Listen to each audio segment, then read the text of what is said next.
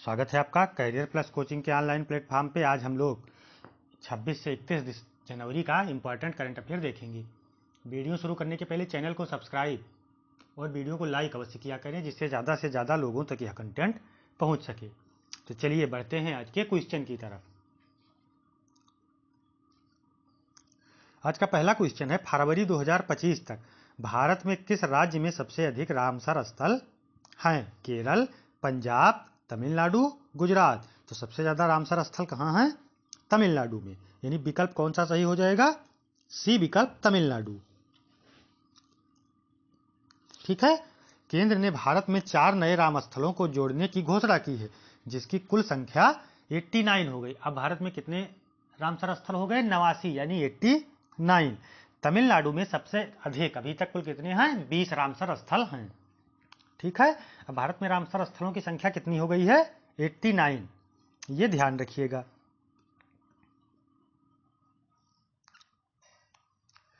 विश्व स्वास्थ्य संगठन WHO ने हाल ही में उच्च रक्तचाप और संबंधित हृदय रोगों से निपटने के लिए क्या सिफारिश की है? सोडियम का सेवन बढ़ाएं, नियमित टेबल नमक की जगह पोटेशियम युक्त नमक का विकल्प का उपयोग करें, पोटेशियम का सेवन कम करें, आहार से नमक को पूरी तरह से हटा दें। तो WHO ने एक रिपोर्ट जारी की है, उसमें उसने बताया है कि पोटेशियम युक्त नमक का उपयोग करना चाहिए। यानी विकल्प आपका कौन सा सही हो जाएगा?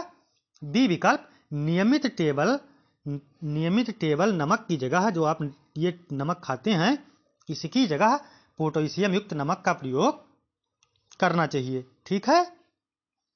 चलिए बढ़ते हैं अगले क्वेश्चन की तरफ। आर्थिक सर्वेक्षण 2025 के अनुसार वित्तीय वर्ष 2025 के लिए भारत की वास्तविक GDP दर की अनुमानित वृद्धि दर क्या है?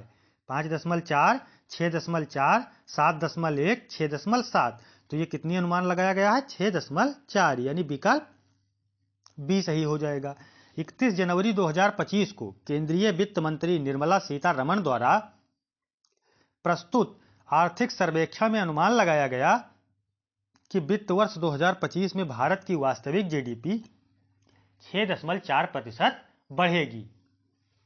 ठीक है। विकल्प कौन सा सही हो जाएगा? बी विकल्प, 6.4%। बढ़ते हैं अगले क्वेश्चन की तरफ। –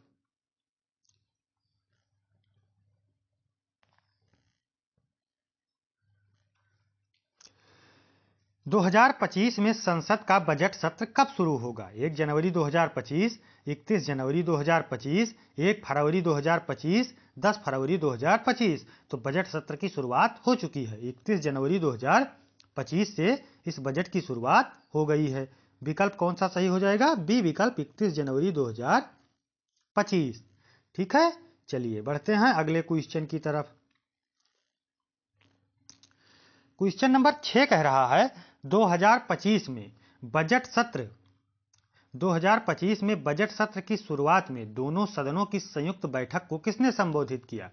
प्रधानमंत्री नरेंद्र मोदी, राष्ट्रपति द्रौपदी मुर्मू, वित्त मंत्री निर्मला सीतारमण, लोकसभा अध्यक्ष। तो देखिए, संयुक्त अधिवेशन या शुरुआत होता है तब कौन संबोधित, बजट सत्र हो या कोई भी सत्र हो, शीतकालीन सत्र हो, 3 सत्र आयोजित होते हैं। ठीक है। मानसून सत्र, बजटकालीन सत्र और ग्रीष्मकालीन शीतकालीन सत्र। ठीक है। तो शीत का ये जो बजट सत्र शुरू हुआ, इसको किसने संबोधित किया? कौन संबोधित करता है? राष्ट्रपति द्रौपदी मुर्मू, यानी राष्ट्रपति इसको संबोधित करते हैं। विकल्प बी सही हो जाएगा। नई दिल्ली विश्व पुस्तक मेला 2025 की विषय थीम क्या है? विविधता में एकता, साहित्य का जश्न, हम भारत के लोग, एक वैश्विक दृष्टि। तो देखिए इसका क्या विषय है, क्या थीम है? हम भारत के लोग, यानी विकल्प सी सही हो जाएगा। जो ये विश्व पुस्तक मेला आयोजित किया गया, इसकी थीम क्या है? हम भारत के लोग। नई दिल्ली विश्व पुस्तक मेला 2025 1 फरवरी को नई दिल्ली के भारत मंडपम में शुरू होगा। इस वर्ष के मेले का विषय हम भारत के लोग हैं। ये कहां आयोजित होगा? नई दिल्ली में। अमेरिका द्वारा बनाई जाने वाली 30,000 बिस्तरों वाली प्रवासी हिरासत सुविधा कहां बनाई जा रही है? Guantanamo Bay, Cuba, Arizona USA, California USA, Texas USA. तो ये कहाँ बनाई जा रही है? गवंतनामो बे क्यूबा में, यानी क्यूबा में ये बनाई जा रही है। विकल्प ए सही हो जाएगा। ठीक है। अमेरिका के राष्ट्रपति डोनाल्ड ट्रंप ने क्यूबा के गवंतनामो बे में अमेरिका नौसेना बेस पर मौजूद उच्च सुरक्षा जेल से अलग 30,000 बिस्तरों वाली प्रवासी हिरासत सुविधा बनाने की योजना की घोषणा की है। कहाँ बनाया जा रहा है ये? गवंतनामो बे क्यूबा में है ये। ठीक है। विकल्प ए सही हो जाएगा। किसके द्वारा बनाया जा रहा है? यूएसए के द्वारा। 29 जनवरी 2025 को प्रयागराज के संगम में 7 करोड़ से अधिक श्रद्धालुओं ने किस अवसर पर पवित्र डुबकी लगाई है? मकर संक्रांति, मौनी अमावस्या, बसंत पंचमी, कार्तिक पूर्णिमा। तो ये कौन सा पर्व था? 29 जनवरी को मौनी अमावस्या। ये प्रयागराज में कुंभ मेले में हुआ है। ठीक है। इसमें हादसा भी हो गया है, भगदड़ मच गई थी। ठीक है। विकल्प कौन सा सही हो जाएगा? बी विकल्प। सरकार का जो सरकारी आंकड़ा है 30 लोगों की डेथ, 30 कैजुअलिटी सरकार दिखा रही है। ठीक है। तो चलिए बढ़ते हैं अगले क्वेश्चन की तरफ।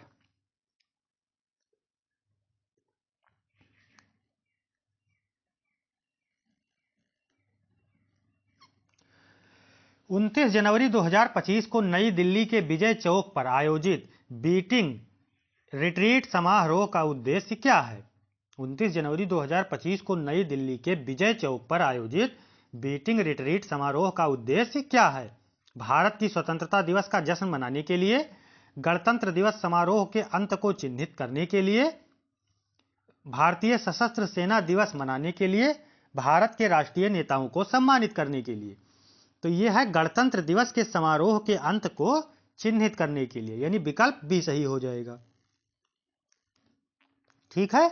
29 जनवरी 2025 को नई दिल्ली के विजय चौक पर बीटिंग रिट्रीट समारोह गणतंत्र दिवस समारोह के समापन को या अंत को चिन्हित करने के लिए मनाया गया है।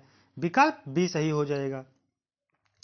गणतंत्र दिवस परेड 2025 में सर्वश्रेष्ठ झांकी का पुरस्कार जीतने वाली उत्तर प्रदेश की झांकी का विषय वस्तु क्या थी?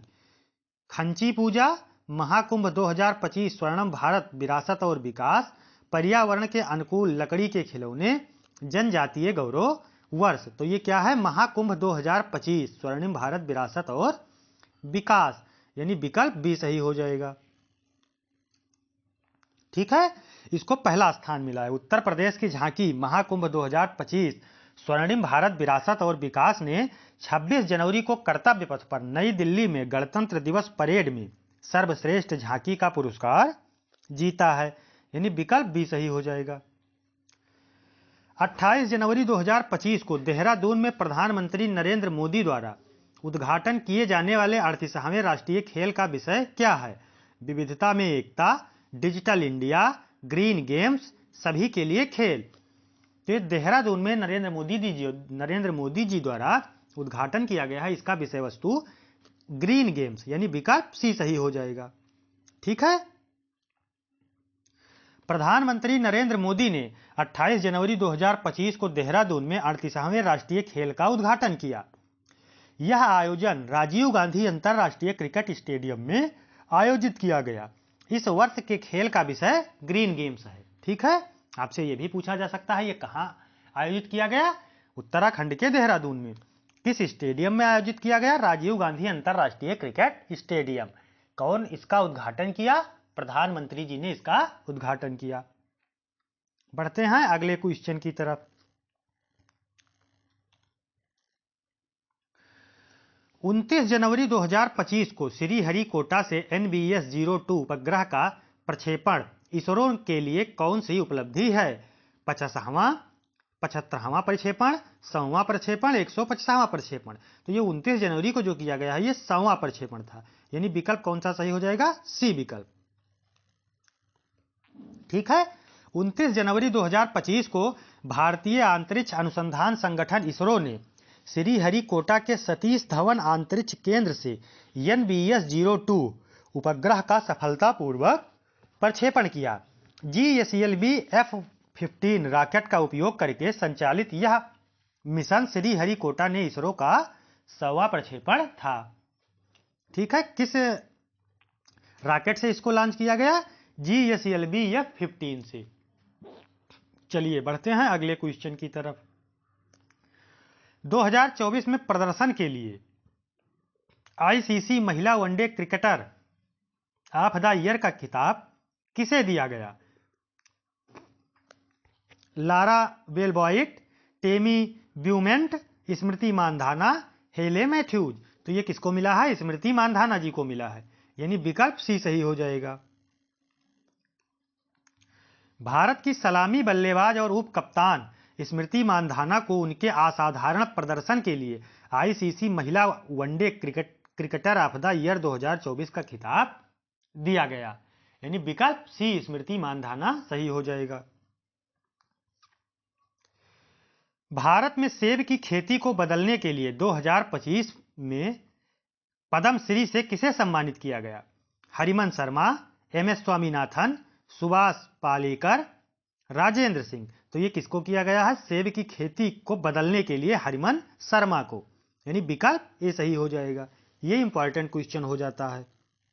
ठीक है, हिमाचल प्रदेश के किसान हरिमन शर्मा को भारतीय कृषि में उनके क्रांतिकारी योगदान के लिए पद्मश्री मिला है। उन्होंने HRMN 99 नामक स्वपरागण करने वाली कम ठंडक देने वाली सेब की किस्म को विकसित किया है। ये कम ठंडक में भी अच्छी पैदावार देगी। इसका नाम क्या है?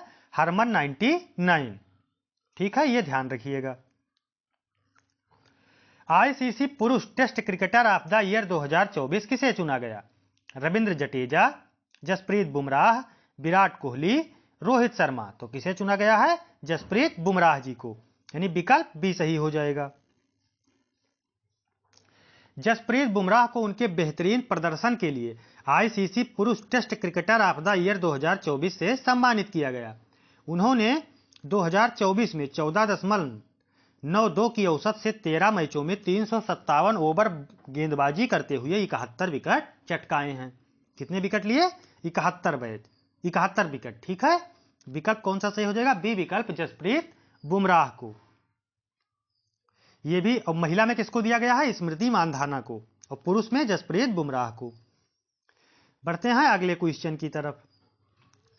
RBI 2025 में बैंकिंग प्रणाली में कुल कितनी राशि डालने की योजना बना रहा है? 1 लाख करोड़ रुपए, 1.1 लाख करोड़ रुपए, 2 लाख करोड़ रुपए, 1.5 लाख करोड़ रुपए। तो RBI 2025 में बैंकिंग प्रणाली में 1.1 लाख करोड़ रुपए देने की योजना बना रहा है, यानी विकल्प बी सही हो जाएगा। 27 जनवरी 2025 को RBI ने प्रतिभूतियों के खुले बाजार खरीद एक परिवर्तनीय दर रेपो नीलामी को $5 बिलियन रुपया स्वैप नीलामी के माध्यम से बैंकिंग प्रणाली में 1.1 लाख करोड़ रुपए निवेश की योजना की घोषणा की, यानी विकल्प बी सही हो जाएगा। भारत के किस पूर्व मुख्य न्यायाधीश को 2025 में पद्म विभूषण पुरस्कार से सम्मानित किया गया? रंजन गोगोई, AS बोबड़े, जगदीश सिंह खेहर, दीपक मिश्रा। तो किसे किया गया है? जगदीश सिंह खेहर को, यानी विकल्प सी सही हो जाएगा। ठीक है, ये पूर्व न्यायाधीश थे, इनको पद्म विभूषण से सम्मानित किया जाएगा। अगला क्वेश्चन है, सुजुकी मोटर्स के पूर्व प्रमुख को 2025 में पद्म विभूषण पुरस्कार से सम्मानित किया जाएगा? ओसामू सुजुकी,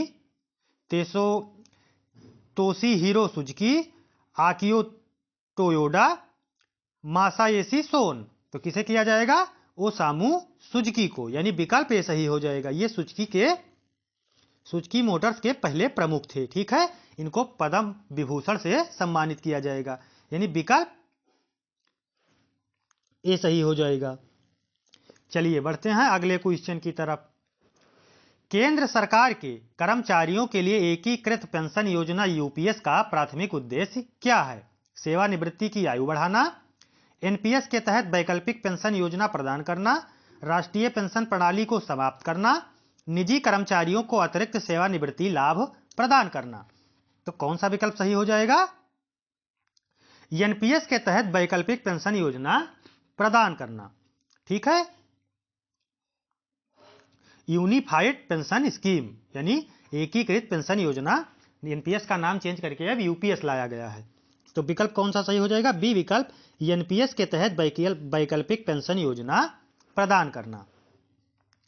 बढ़ते हैं अगले क्वेश्चन की तरफ।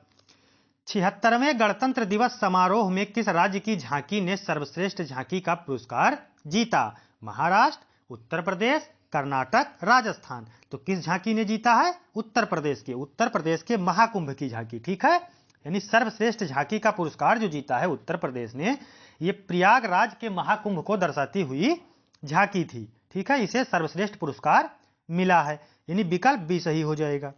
ठीक है, 21 क्वेश्चन थे। आप लोग कमेंट में जरूर बताएंगे कि आपके कितने सही हो रहे हैं, और आप लोग चैनल को सब्सक्राइब और वीडियो को लाइक अवश्य किया करें, जिससे ज़्यादा से ज़्यादा लोगों तक यह कंटेंट पहुंच सके, और टेलीग्राम चैनल से भी जरूर जुड़ जाएं। धन्यवाद, मिलते हैं नेक्स्ट सेशन में।